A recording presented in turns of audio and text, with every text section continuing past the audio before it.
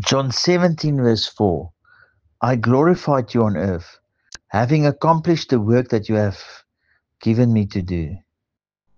Part of Jesus' work on earth was not only to pay the ransom price with his blood for our sins, but also to deliver us from evil principalities, wicked authorities, and evil spirits. Concerning the wisdom of God in mystery, 1 Corinthians 2 verse 8, none of the rulers of this age understood this, for if they had, they would not have crucified the Lord of glory.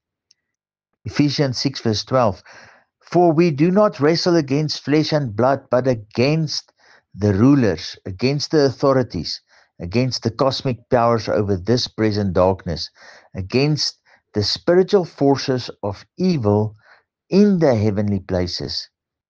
And still, after the resurrection of Jesus from the grave, they still don't get the wisdom of God. We are in this wrestling match, whether we want it or not. Go and apply myself in the wrestling match. How? Ephesians 6 verse 13. Therefore, take up the whole armor of God, that you may be able to withstand in the evil day, and having done all, to stand firm.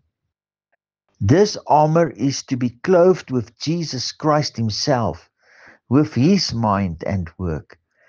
Our resistance is his faith in us and our continuous consciousness of Christ's work.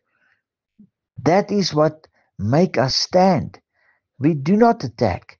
We simply stand firm in the word and declare the works of Jesus over the situation. Enemy of my faith, it is written, and Jesus accomplished it. I stand on the word, Jesus, and upon the reality that Father God doesn't lie. Thank you, Jesus, that you have finished the work of the Father with Father's end in mind, and that is that humanity will come forth in the image of Christ. Amen. Hallelujah.